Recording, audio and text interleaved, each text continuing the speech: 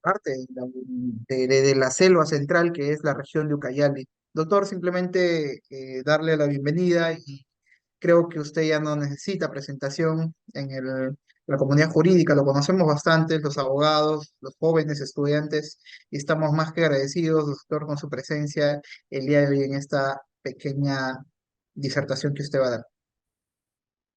Muchísimas gracias, en primer lugar, por la invitación que ustedes han hecho a mi persona. Es un gusto para mí estar con ustedes en esta sesión de clase, en la cual vamos a abordar un eje temático bastante interesante que está relacionado al tópico de la teoría del delito. Vamos a mencionar algunos aspectos básicos sobre ello, ¿de acuerdo? Muy bien. Ustedes también pueden tener una participación activa, sin lugar a dudas. Pueden tener dos formas de participación, uno a través de la cajetilla de comentarios y la otra opción es a través de la opción de levantar la mano. También pueden tener esa forma de participar y gustosamente vamos a responder las inquietudes que ustedes puedan tener, ¿ya? El eje temático que nos han convocado en esta ocasión es básicamente hablar sobre la teoría del delito. Y cuando hablamos de teoría del delito, no es hablar de cuestiones solamente teóricas, como en ocasiones tal vez erróneamente podría creerse, ¿no? En ocasiones cuando uno habla, pues, el aspecto de la teoría del delito, entonces dicen, no, la teoría del delito es una exquisitez dogmática, la teoría del delito nos habla solamente de cuestiones teóricas, pero eso no es así, ¿no? Porque no solamente vamos a evidenciar cuestiones teóricas en el contexto de la teoría del delito, sino que éstas finalmente tienen repercusiones de carácter práctica. Es decir, las nociones de la teoría del delito van a repercutir en aplicaciones prácticas del día a día. Y por eso es importante conocer cuestiones importantes de en qué consiste, por ejemplo, la teoría del delito, cómo es lo que hoy en día nos ayuda bastante para determinar una serie de grados situacionales. Entonces, todo ello vamos a tratar en esta ocasión, ¿ya? Muy bien. Yo voy a empezar preguntándoles algo bastante interesante. ¿Qué entendemos por delito? Es una concepción bastante inicial, pero bastante interesante que desde luego debemos tener en cuenta, ¿no? ¿Qué se entiende por delito? ¿Alguna idea por parte de la clase cuando hacemos esa definición de lo que viene a ser, fíjense ustedes, delito? ¿Se les ocurre algo cuando hablamos del contexto de delito? Cuando hablamos de delito, doctores, vamos a empezar señalando que esta debiera ser una conducta, ¿no? O sea, si hablamos de delito, entonces rápidamente se nos viene a la cabeza la existencia de una conducta, pero nos dice que no es cualquier conducta. Muy bien. Bueno, por ahí me dice cuando una persona viola la libertad de una persona. Sí, pero la violación de una libertad, eh, existe un derecho fundamental que es la libertad de un individuo, pero esto más bien podría merituar la existencia de un posible delito de abuso de autoridad, ¿no? O sea, cuando una persona restringe un derecho fundamental con una falta de motivación, por ejemplo, de los presupuestos materiales, en el caso de las medidas de coerción, entonces más bien estaríamos hablando de la posible existencia de lo que es un abuso de autoridad, porque no es otra cosa que la extralimitación de la conducta. Cuando alguien se extralimita más allá de la conducta, entonces comete un abuso y por ende esto devendrá en lo que es un abuso de autoridad. Pero el delito tiene un concepto más amplio, ¿no? Tiene un concepto más amplio, incluso hay un bagaje historial para empezar señalando lo que viene a ser teoría del delito, ¿ya? Muy bien. Vamos a ver, buenas noches con Johnny. Delito, conducta típica antijurídica culpable. Muy bien, puede ser. Pero bueno, vamos a empezar hablando que cuando se hace mención a delito y esto viene de una teoría, empecemos señalando el contexto de la teoría inicialmente. La teoría, doctor, eso es un instrumento conceptual que permite aclarar las cuestiones referentes a un hecho punible y que se sirve como garantía para definir los presupuestos que permitan calificar un determinado comportamiento como delito, como falta, como infracción o como absolutamente nada. Entonces, para llegar a una teoría, aparte de los instrumentos conceptuales, debemos tener criterios y argumentos que han sido desarrollados en la doctrina penal, que son cimientos de origen a lo que luego van a ser definiciones con repercusiones, reitero nuevamente, prácticas y no solamente teóricas. Existe en la parte general del derecho una serie de teorías. De hecho, tenemos, por ejemplo, a la par de la teoría del delito, otras teorías que están relacionadas al comportamiento de las personas, ¿no? Por ejemplo, tenemos la teoría del dominio del hecho, tenemos la teoría de infracción del deber. En el caso de la teoría del dominio del hecho, siempre está relacionado al comportamiento que tiene el sujeto activo al momento de realizar una conducta que se entiende es contrario a normas, ¿no? Y ese movimiento corpóreo no es tan complicado de entender. Por ejemplo, nos habla de un movimiento corpóreo cuando una persona podría sustraer un bien de un lugar que no le pertenece. Entonces, el hecho de tener en su poder un objeto que no es de su pertenencia y desplazarlo de la esfera de dominio que pertenece a otra persona, ya nos evidencia la existencia de un movimiento corpóreo. Y a ello se va a analizar este contexto bajo la teoría del dominio del hecho. Lo mismo sucede en los delitos contra la vida, el cuerpo y la salud. Siempre se enfatiza en el contexto del dominio de la acción, del dominio del hecho. Cuando iba avanzando más los contextos sociales y hechos delictuosos, luego se identificó que muchos de los comportamientos no eran realizados por sujetos que no están al imperio de instituciones del Estado, sino que se evidenciaba también ciertos comportamientos que solamente eran cometidos por aquellas personas que formaban parte de la carrera administrativa, ¿no? Y entonces los únicos que forman parte de la misma son los que en el ámbito del derecho se les denomina como intraneos o intranei. Entonces son funcionarios y servidores públicos los únicos que, por ejemplo, que serán estudiados a través de lo que viene a ser precisamente esa teoría de infracción del deber. Y ahí se analizan marcos conceptuales, teóricos, dogmáticos, doctrinarios, respecto a ver quién es un autor bajo el imperio de la teoría de infracción del deber.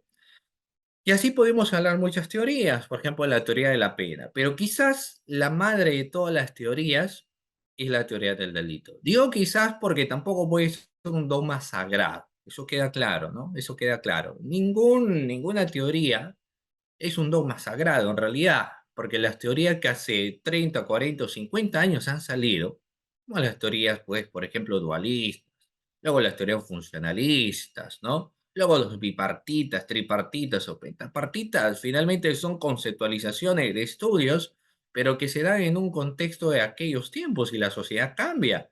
Como la sociedad cambia y evoluciona, tampoco va a existir una teoría que es un dogma sagrado, porque eso podría ser teóricamente defendible, pero no va a tener ningún tipo de repercusión práctica, ¿no?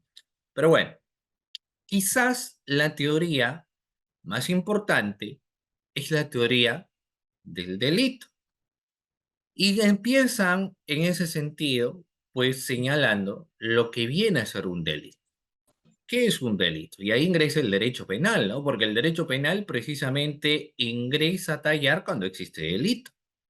Cuando no existe delito y tenemos falta, bueno, el derecho penal deviene a ser en una última instancia, mínima intervención del derecho penal, principio de lesividad. Solo cuando en ese sentido nosotros observamos lesiones a bienes jurídicos tutelados o protegidos o puestas en peligro a bienes jurídicos tutelados o protegidos, entonces ingresa el derecho penal para reprimir, restringir la conducta de una persona que está comportándose contrario a norma.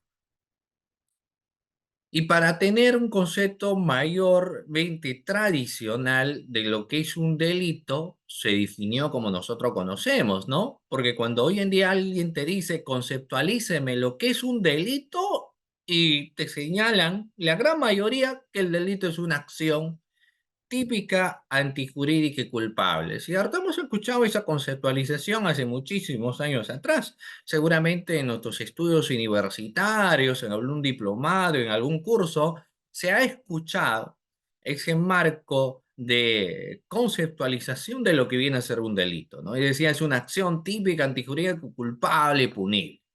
Y si uno retrocedía un poco más, entonces seguían, por ejemplo, diciéndonos en el caso de los bipartitas, que el delito era una acción típicamente antijurídica y culpable.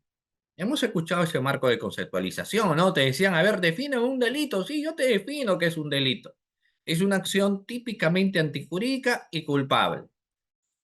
Entonces, unían lo que es la tipicidad con la antijuricidad. Y cuando alguien analizaba ese contexto, entonces era imposible ver cuestiones, por ejemplo, de imputaciones necesarias, imputaciones suficientes, que hoy en día se trata en abundancia. Era imposible ver las cuestiones de legítima defensa porque era típicamente antijurídico, ¿no? O sea, si ya hallaba la tipicidad, decías, eso es antijurídico y lo que importaba es el resultado. Entonces, si una persona mataba a alguien, lo que uno veía es el resultado. No importa que había sido legítima defensa, pero el resultado era muerte y tenía que haber un reproche penal. No importa que una persona, por un estado de necesidad justificante, se había llevado un objeto, el tema del resultado era que se llevó el objeto, entonces había un reproche penal. Porque claro, el análisis de la teoría del delito era acción típicamente antijurídica. Incluso ahí existe un marco que hay que analizar de manera muy detallada, porque existen causas de inexistencia de acción. Ustedes lo han establecido y seguramente lo han escuchado en varios textos, ¿no? Cuando te dicen causa de inexistencia de acción. Y por ahí alguien dice, pues las feas no cometen delito, dicen, no, no, las feas no cometen delito. Te dicen, pero a ver, explícame cómo es esto de la fea. Fuerza física irresistible, estado de inconsciencia y actos reflejos. Entonces, cuando vemos ello, no existirá delito. Y ahí ingresa la pregunta, pero estas causas de inexistencia de acción, como hay fuerza física irresistible, estado de inconsciencia y actos reflejos, entonces solamente reconocen como primer elemento la acción, y en su momento se decía sí, porque la gran mayoría de personas creía que el delito solamente se daba por un hacer, ¿no? Entonces uno decía, no, el delito solamente se da por un hacer. Cuando alguien realiza la conducta contraria a norma, ahí va a existir el reproche penal, ¿no? Cuando la persona realiza un comportamiento por hacer. Pero esa conceptualización será pues de hace 20 años atrás, porque hoy en día sabemos que existen las responsabilidades por un no hacer, y en eso se hace mención de la omisión, ¿cierto? Por eso es que en los conceptos modernos del primer elemento de la teoría del delito ya no se habla de una acción, sino se habla de una conducta. Pero antes, cuando uno analizaba el enfoque de la teoría del delito, lo que terminaban diciéndote era que esta viene a ser una acción típicamente antijurídica y culpable. Hoy en día el marco de conceptualización es diferente porque lo que se habla es de una conducta. Y esa conducta nos especifican y nos dicen que es una conducta humana, ¿no? Yo no sé hasta qué punto hoy en día esa situación de necesidad, porque sabemos que solamente se va a reprochar a una persona que es humana. Los animales no tienen un reproche de punibilidad, pero ciertamente el grado de especificación radica en que en otras legislaciones, por ejemplo, las personas jurídicas pueden ser autores de un delito. Y en el caso peruano y en varios países del continente latinoamericano, las empresas jurídicas no son autores del delito, sino tienen responsabilidades accesorias. Quizás por ello es que se especifica que tiene que ser una conducta humana en algunos casos, ¿no? Bueno, tenemos entonces la conducta y esa conducta tiene dos divisiones. Una conducta por acción y una conducta por omisión, ¿no? Y ahí vamos a pasar. Miren, vamos a ver. Entonces, tenemos reiteradamente una conducta que se puede dar por un hacer, por un realizar algo, pero también podemos tener un delito por un no hacer. es decir, hablamos de la omisión. Por eso se dice, la conducta será bien comisiva o por acción, o bien será omisiva, ¿no? Y ya nos ponen esos parámetros hoy en día bastante definidos. Cuando nosotros analizamos la conducta por hacer, siempre vamos a tener que estudiar la teoría del dominio del hecho. Siempre. Porque en el caso de la teoría del dominio del hecho, analizamos el comportamiento corpóreo por parte del sujeto activo. O sea, qué realizó, cómo disparó, en qué posición estaba, a qué distancia se encontraba, cómo fue el acontecimiento, si golpeó a alguien, cómo golpeó, qué utilizó las manos, la pieza, la cabeza, el codo. O sea, se analiza el movimiento corpóreo. Y dentro de ese movimiento corpóreo, es donde nos empiezan señalando, por ejemplo, quién es autor directo, quién es autor mediato, quiénes son coautores, y todo ese abanico, ¿no? De cuestiones de autoría y participación siempre se dan en base al dominio del hecho, al dominio de la acción, al acontecimiento de la realización de la conducta. Pero no solamente eso deviene pues la acción, sino tenemos una omisión y las omisiones también serán reprochables penalmente. O sea, no solamente la conducta por realizar algo, sino que las omisiones también tienen repercusiones penales. Y existen omisiones naturalmente dolosas, intencionales. El legislador en ese sentido, cuando empezaba hablando de la omisión, lo que hizo es una clasificación. Y lo clasificó en dos: la omisión pura y la omisión por comisión, o lo que muchos textos hablan, la omisión propia y la omisión impropia, ¿no? Y lo tenemos de esa manera conceptualizado. Si hablamos de la omisión pura, entonces lo que vamos a establecer es que la conducta omisiva se encuentra establecida como tal dentro de lo que es el Código Penal. Entonces ahí hablamos como conducta omisiva pura, porque así lo establece el ordenamiento jurídico. Un ejemplo, vamos a ver, y va como pregunta para ustedes, ¿ah? ¿Cuándo se configura el delito de omisión a la asistencia familiar? A ver, vamos. ¿Cuándo se configura el delito del artículo 149? Es decir, cuando empezamos señalando la omisión a la asistencia familiar. ¿Cuándo se configura este delito? ¿Cuándo se configura? A ver, vamos. ¿Cuándo se configura el delito de omisión a la asistencia familiar? Artículo 149 del Código Penal. El 149 nos dice el que omite prestar su obligación, ¿no? De prestar alimento que establece una resolución. Entonces, la conducta que se reprima o que se reprime precisamente será omitir prestar alimentos. La conducta en ese sentido deviene naturalmente en ser una conducta netamente omisiva. La omisión está en no prestar alimentos. Y el no prestar alimentos es una sanción establecida dentro de nuestro ordenamiento jurídico como tal, ¿no? Y la conducta es omisiva. ¿Y qué tipo de omisión es? Pues es una omisión pura, porque así lo señala el código, lo establece como conducta omisiva, pero tenemos otros más. Por ejemplo, el 126 del Código Penal nos habla de la omisión de socorro y de exposición a peligro a una persona que se ha incapacitado o herido, ¿no? Entonces, en ese mismo caso, la conducta también viene a ser en omisiva, el que omite. Si tú estás manejando una bicicleta o una moto y atropellas a una persona, así no haya sido tu culpa, pero lo terminas impactando y dejando herido, tienes la obligación por ley de tener que socorrer a esta persona que acabas de herir, ya sea voluntario o voluntariamente. Pero si te vas del lugar, omites prestarle socorro o auxilio. Y el irte es lo que se va a reprimir, porque tu conducta fue omisiva. Y el tipo de omisión que se va a establecer es un tipo de omisión pura, ¿no? ¿Y por qué es omisión pura? Porque el Código Penal en su artículo 149, 126 así lo establece, ¿no? Así lo establece. Luego tenemos el 127, que también nos hace mención de la omisión pura, y por ejemplo, en esta viene a ser la omisión de auxilio o aviso a la autoridad. Estas tres que hemos mencionado tienen la omisión como reproche penal y el código lo establece.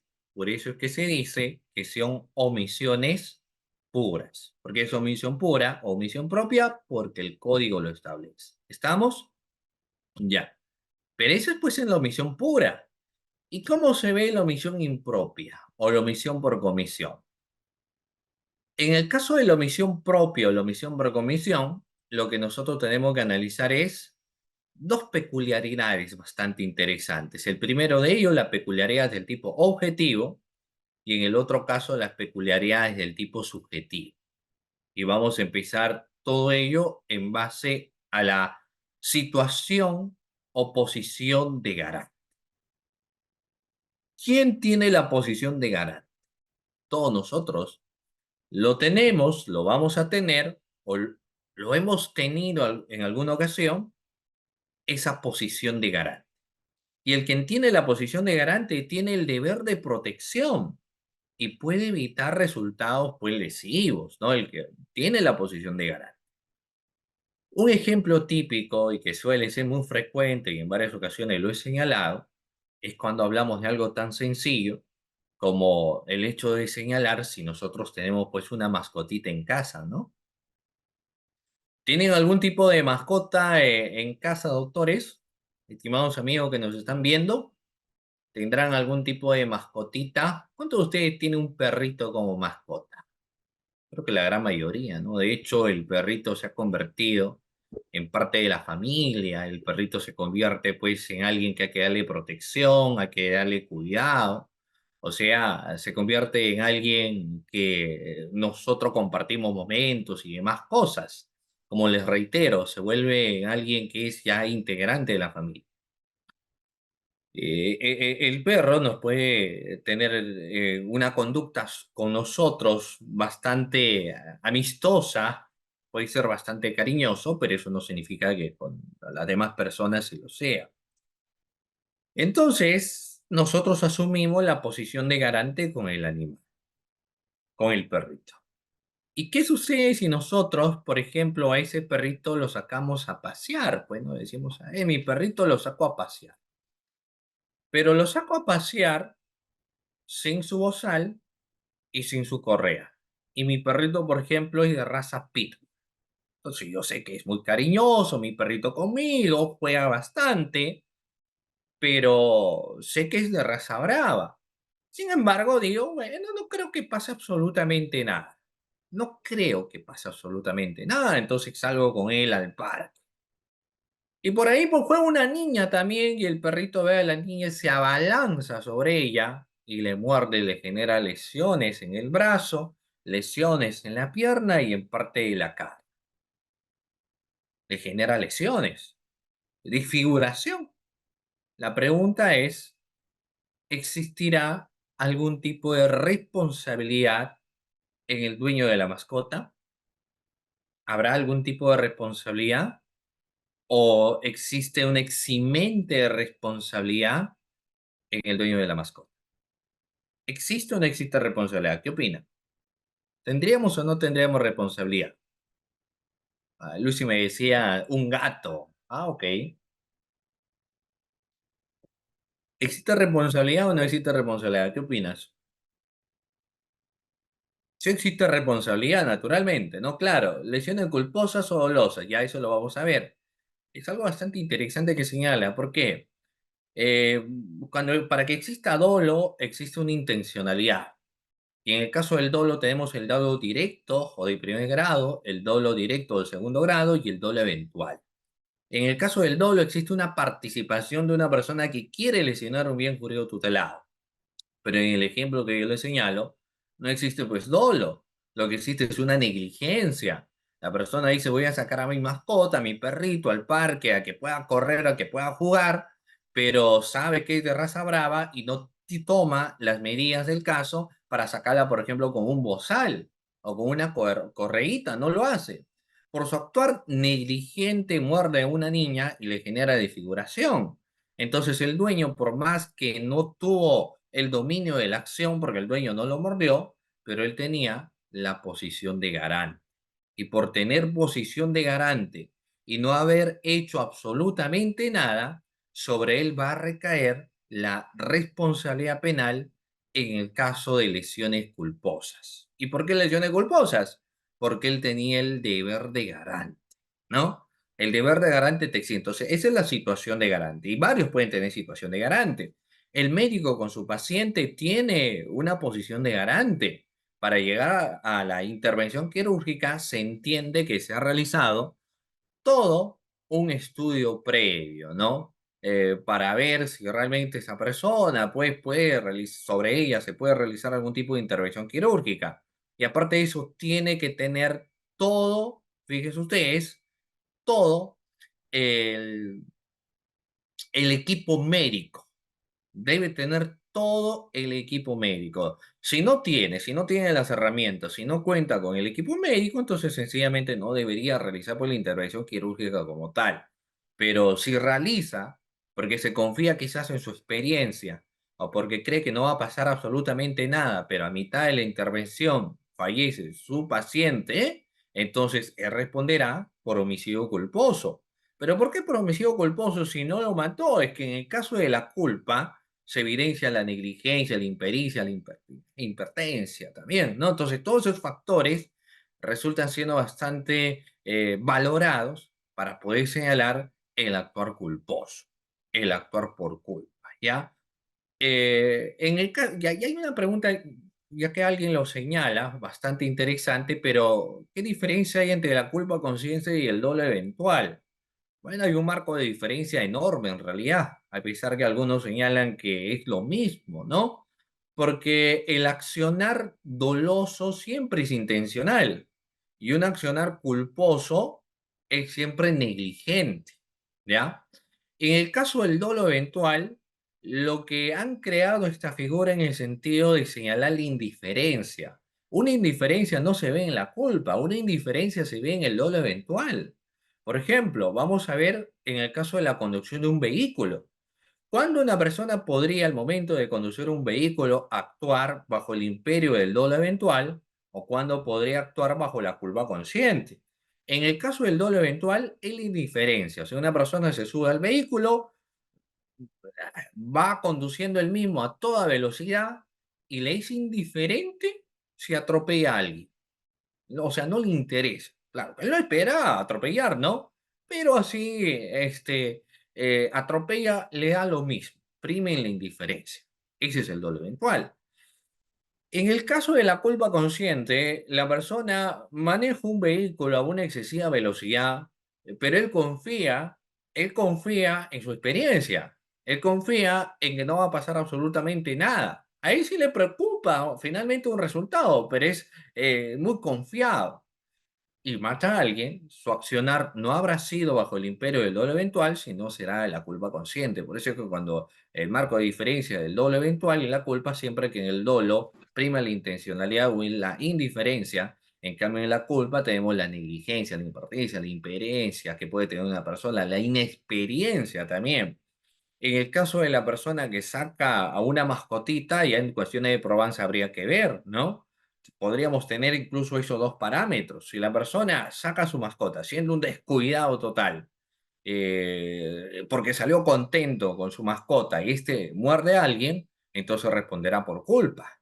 Pero si este señor le es indiferente y los vecinos le dicen, no sacas a tu pitbull, las niños, no le llevas al parque, y este señor se pone boca a boca y dice, no, mi perro no hace nada, mi perro, ¿cómo te metes con mi perro? Entonces prima la indiferencia, ¿no? Eso es un contexto del dolo eventual. Ya, ahora, en el caso del tipo de comisión por omisión, vamos a ver que la persona, es decir, el que tiene la posición de garante, puede evitar el resultado, pero no lo hace. Volvamos a los dos casitos que hemos señalado. La persona sabe que si saca a su mascota podría morder a alguien, entonces podría tomar la decisión de no sacarla e evitar algún resultado. En el caso del médico que sabe que no cuenta con el personal asistencial o con las herramientas quirúrgicas para realizar dicha intervención, entonces lo que podría hacer es, por ejemplo, suspender la operación. Pueden evitar el resultado, pero no lo hacen.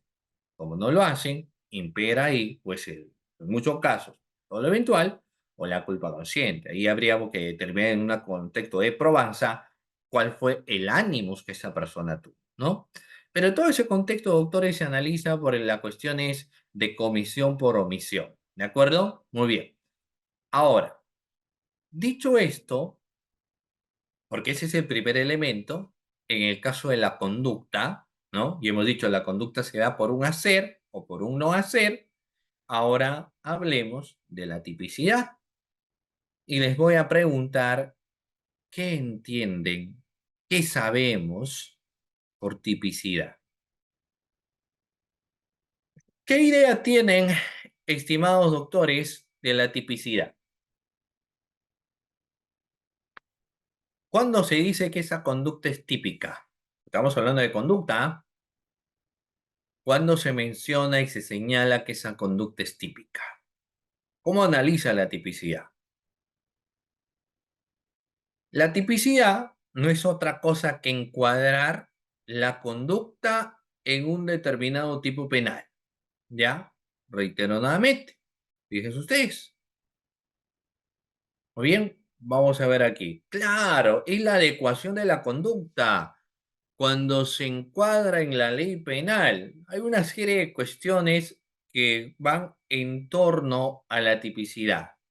Lo que en resumen se podría señalar que la tipicidad va a buscar encuadrar los hechos, el comportamiento humano en un determinado tipo penal, ¿no?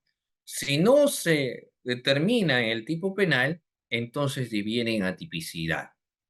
Y aquí la exigencia es mayor, porque para poder encuadrar unos hechos en un determinado delito, yo tengo que dominar parte especial.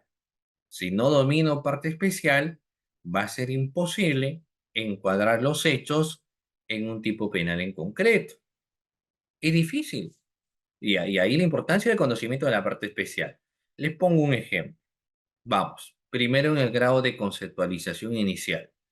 ¿Qué entiendes por el artículo 108b?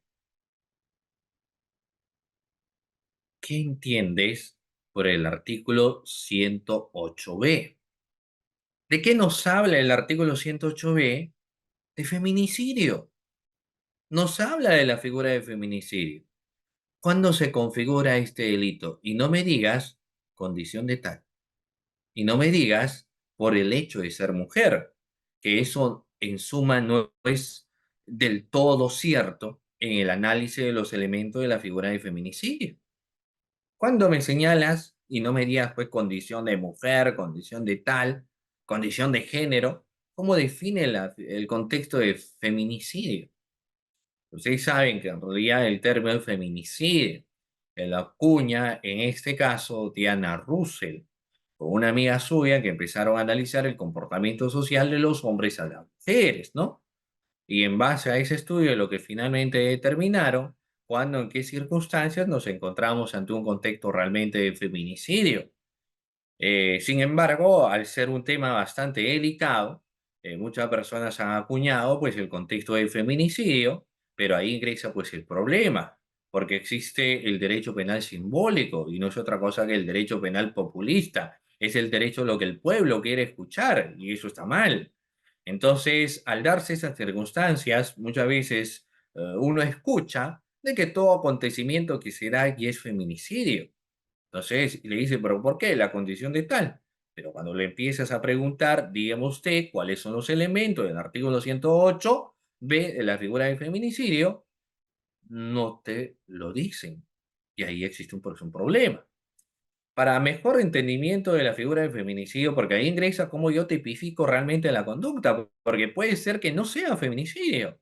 Puede ser que me encuentro ante un delito de homicidio por emoción violenta o incluso la génesis de lo que fue feminicidio, naturalmente fue el tipo penal del artículo 107, que nos habla, por ejemplo, de parricidio. Pero para poder determinar ello, para realizar realmente lo que viene a ser una tipificación adecuada, lo que yo tengo que saber es parte especial. Porque si no hay conocimiento de parte especial, entonces no hay conocimiento de nada. ¿no? Vamos a ver, un caso, un caso. ¿Has escuchado esa frase, más me pega, más te quiero? O sea, aquella típica relación de muchas personas que van pues en ese contexto de violencia mutua, ¿no? Donde, mira lo que te voy a señalar, no existe sometimiento a la mujer. No existe sometimiento a la mujer, sino que ambos se agreden. Digamos que viven bien a su manera. El joven agrede a la señorita, le agrede verbalmente, ejerce violencia psicológica, también física, porque varias ocasiones la ha golpeado, pero la mujer pues no se queda atrás, la mujer también lo golpea, lo insulta, le da cachetada, patada, puntapié, se tratan así.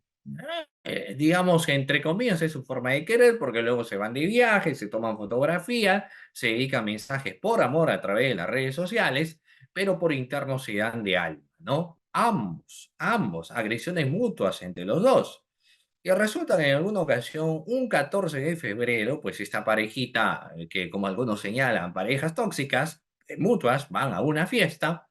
Entonces ven pues que al promediar, porque fueron a la fiesta cerca de las 8 de la noche y era cerca de las 3 de la mañana, ambos estaban con bebidas de alcohol, ¿no? Habían consumido alcohol, y pues resulta, ambos eran celosos, dicho sea de paso, ambos se celaban entre ambos.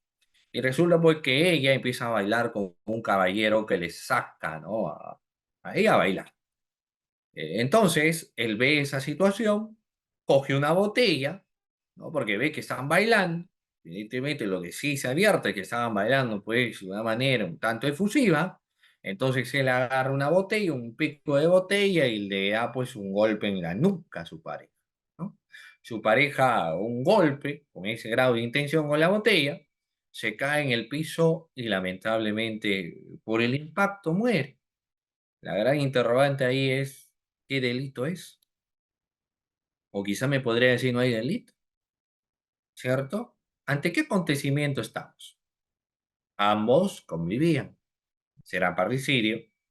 ¿Será feminicidio? ¿Será delito por emoción violenta? ¿O nos encontraremos, por ejemplo, ante lo que es un estado de inconsciencia?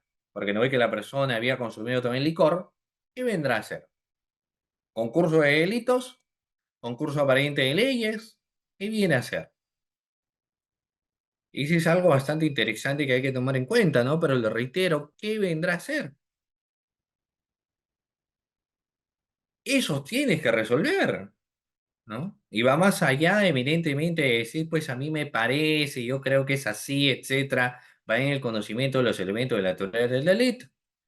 Si tú me dices es feminicidio porque mató a su conviviente, tienes el artículo 107 que te habla de la figura de parricidio. Y en el contexto de parricidio, ¿qué te señala?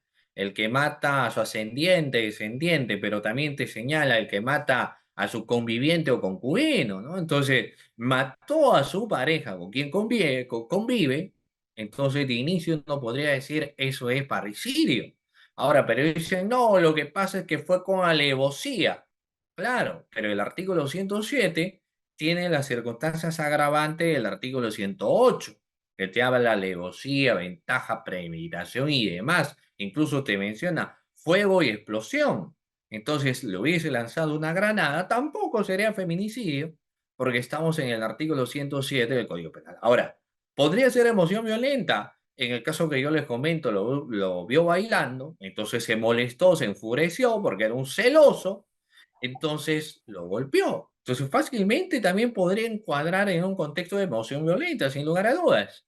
La otra salvedad es que alguien señale, no, acá no hay ningún tipo de delito porque es un estado de inconsciencia. Pues bueno, tendría que ahí verse a nivel de un contexto de probanza que se encuentre esta persona en el cuarto periodo de alcoholemia, entonces sí diríamos que es una persona que no estaba consciente de lo que estaba haciendo, ¿no? Y por ende existirá un eximiente de responsabilidad penal. Pero si sostenemos feminicidio, ¿qué tenemos que hallar? Sometimiento a la mujer. O sea, dentro de la investigación tendríamos que ver que esta persona era un machista total y que siempre la golpeaba o ejercía algún tipo de violencia sobre ella y que ella no podía hacer absolutamente nada para frenar pues los embates de celo que tenía su pareja. Entonces ahí sí podríamos decir que esto es feminicidio. Todo ello será importante a efectos de que, a efecto de realmente realizar una adecuada tipificación, porque si no vamos a tener problemas. Si se va a tipificar mal, entonces te pueden plantear una excepción de improcedencia de acción, te pueden plantear un sobreseimiento, ¿no?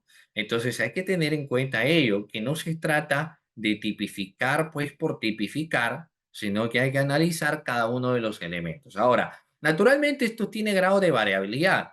Si uno inicia con la investigación, no te va a exigir pues un nivel de tener, por ejemplo, en este caso, la suficiencia para decir, mira, si tú has calificado su conducta, entonces dígame cuáles son los elementos, porque se entiende que uno califica bajo los criterios de un indicio o una sospecha, ¿no? Entonces, bueno, la tipificación es encuadrar aquellos acontecimientos en un determinado tipo penal, ¿ya? En un determinado tipo penal. Ahora, en el caso de concurso aparente de leyes, son precisamente ello, apariencia, porque lo que existe es una ley que sí específicamente se va a tener que aplicar.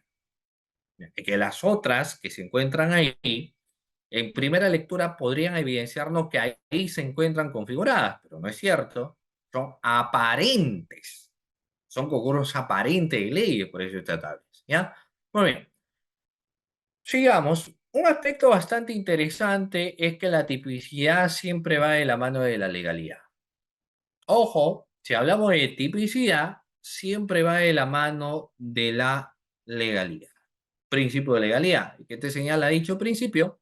Que ninguna persona será procesada ni sentenciada si al momento de la comisión de un delito su comportamiento no se encontraba subsumido como tal dentro del ordenamiento jurídico. Entonces deviene en una cuestión atípica, te sostiene, ¿no? ¿Estamos? Claro. Nunca va a existir un solo análisis de tipicidad, sino tiene que ir siempre al amparo de lo que viene a ser la legalidad. Vayamos, doctores, a lo siguiente. Dentro de los criterios de la tipicidad, existe un análisis bastante interesante que es la imputación objetiva. Pregunto, ¿qué entiendes por imputación objetiva? ¿Qué idea tienes, estimado mío, sobre imputación objetiva? ¿O qué se te viene a la mente cuando hablamos de imputación objetiva? A ver, ¿alguna idea de imputación objetiva?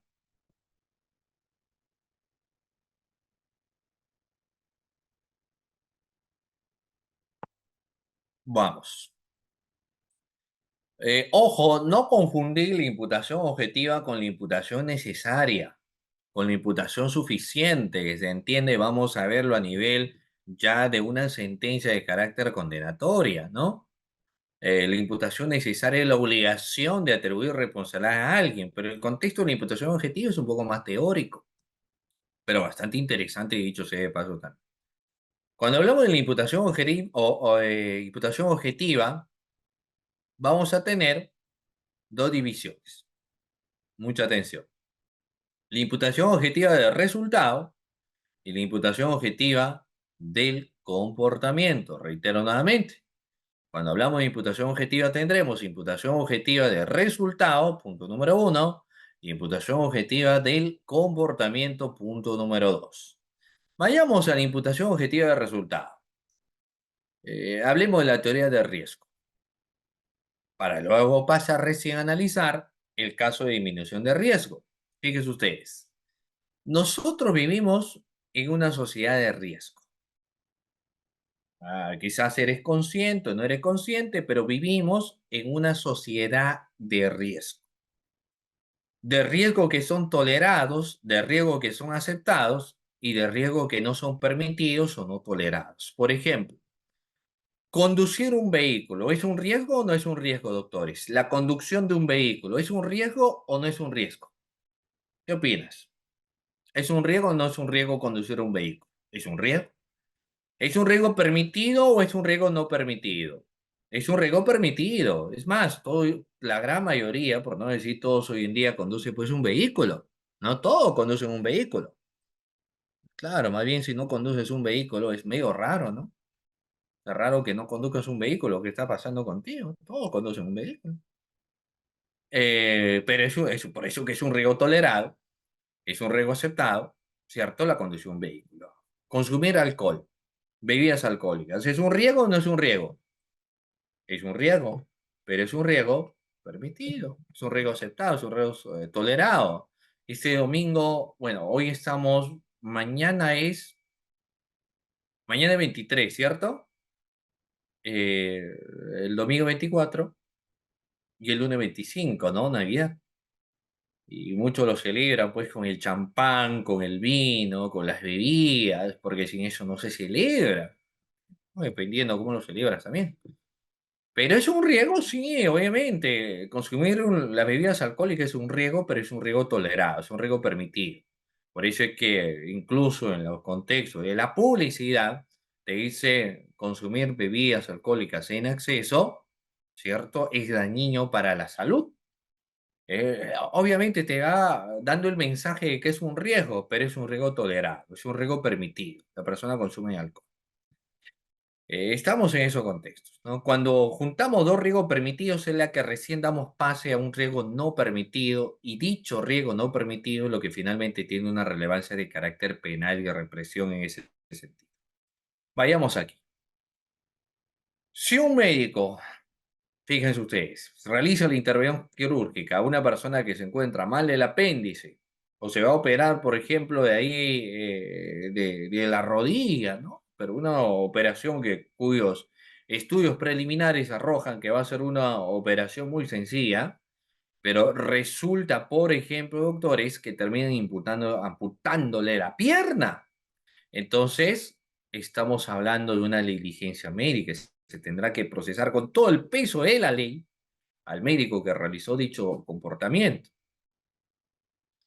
Pero la situación va a cambiar cuando es una persona que acaba de sufrir un accidente y va al médico y la persona advierte que la pierna lo tiene destrozada, que está generándose una infección generalizada y el médico solamente tiene dos opciones: amputarle la pierna para salvarle la vida o no hacerlo y el paciente se muere.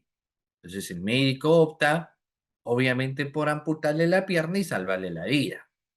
En ese caso, ¿se generó una lesión corporal? Por supuesto que sí, y lamentablemente irreparable. Pero no existirá un reproche penal porque nos encontramos ante el marco de situación de la disminución de riesgo.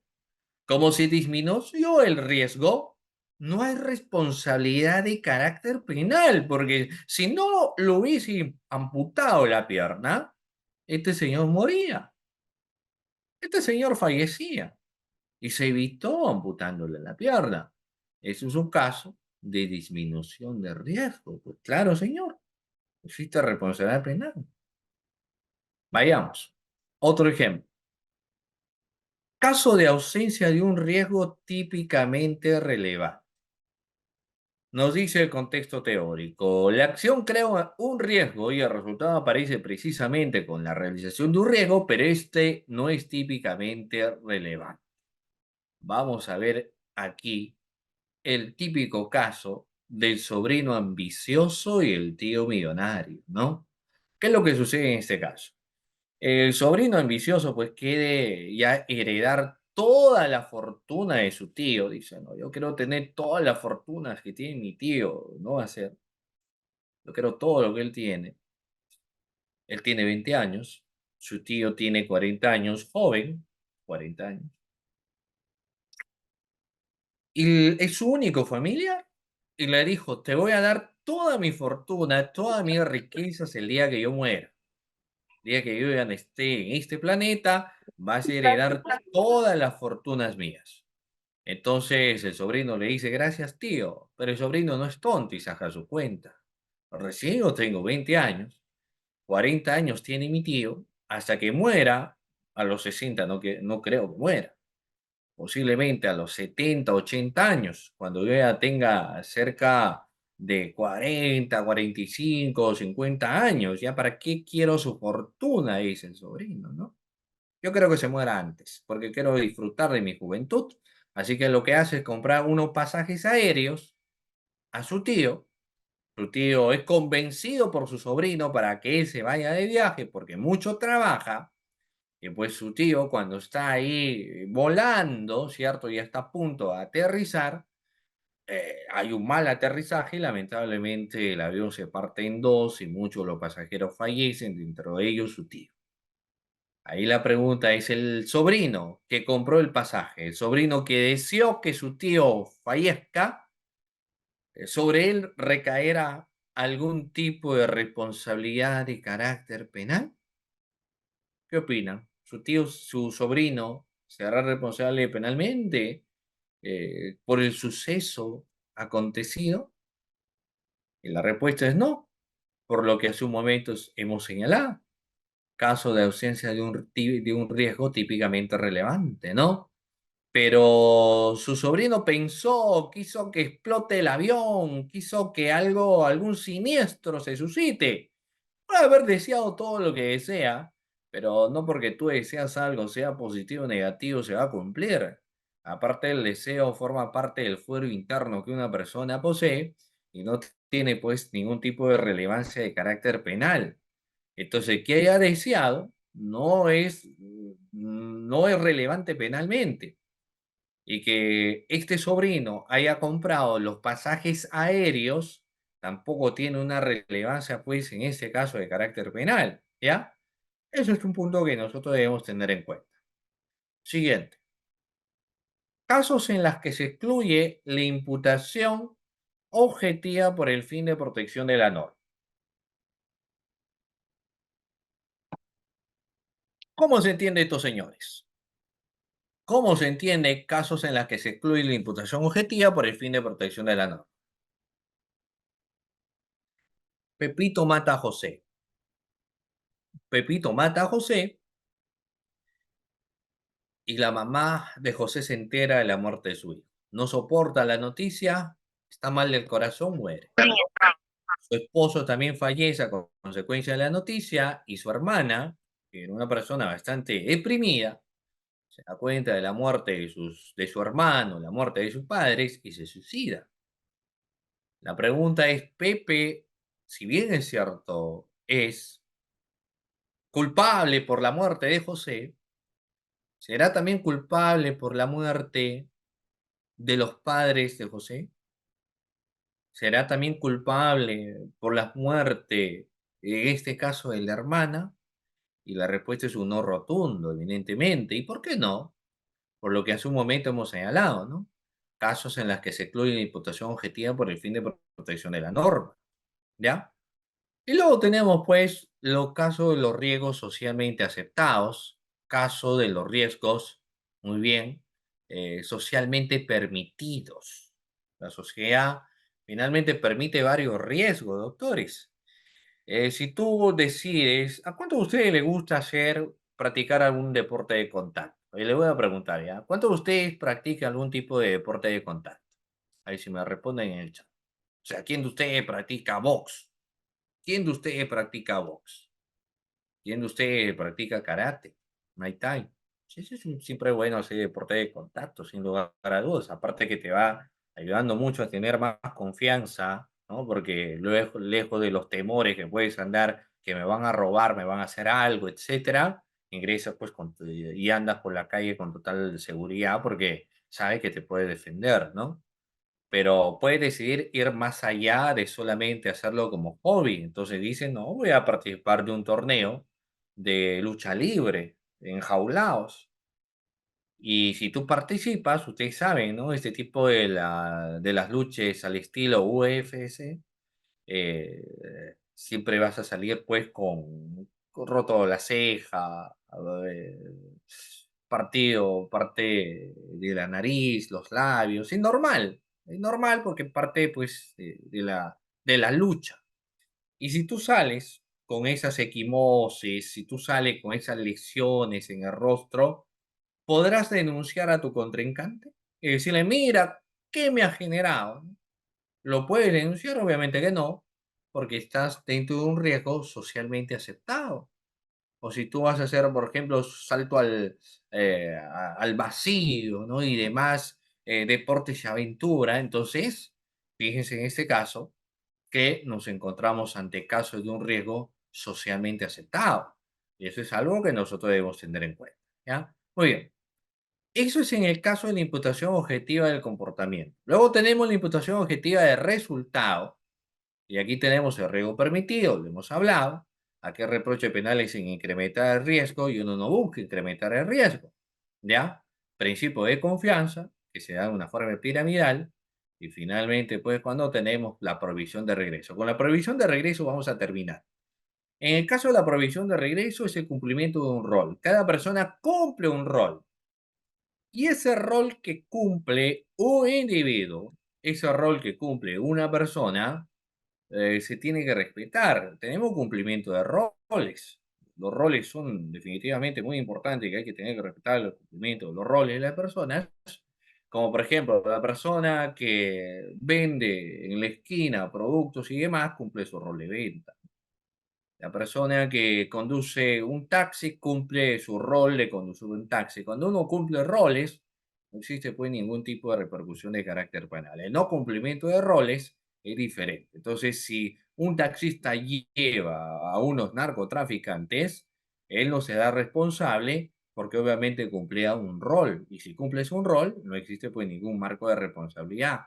Si la señora que vende un producto, alguien lo compró y esta sirvió para envenenar, por ejemplo, a su esposo, entonces tampoco existirá pues un reproche penal por el tema del cumplimiento de rol. Y ahí precisamente se aplica la provisión de regreso. ¿Ya? Muy bien, doctores. De esta manera concluimos esta brevísima pues disertación que hemos tenido gracias a la cordial invitación de PECAP. Agradecerles a ustedes, doctores, que han estado aquí presentes, ¿no? Acompañándome en esta disertación. Muchísimas gracias. Quiero aprovechar la oportunidad para enviarles un fraternal abrazo a cada uno de ustedes. Y estamos con vísperas a las fiestas navideñas, entonces aprovecho la ocasión también para desearlos a cada uno de ustedes una bonita Navidad y que lo pasen en compañía de sus seres queridos. Es un momento para pasarlo muy bien, ¿no? Es un momento para pasarlo en familia, para reconciliarse con personas que quizás de una u otra forma están distanciados por varios factores, pero es un momento de acercarse a sus seres más queridos. ¿Sí? Muy bien, un abrazo a cada uno de ustedes, muchísimas gracias y espero ya verlos más adelante en una próxima sesión de clase. Muchísimas gracias.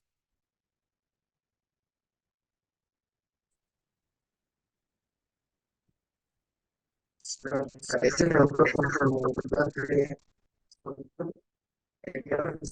va pues suceder de manera precisamente seguramente bueno ya bueno pues está bien el día de hoy. Sí es y ha sido Muchísimas gracias, nos vemos, un abrazo.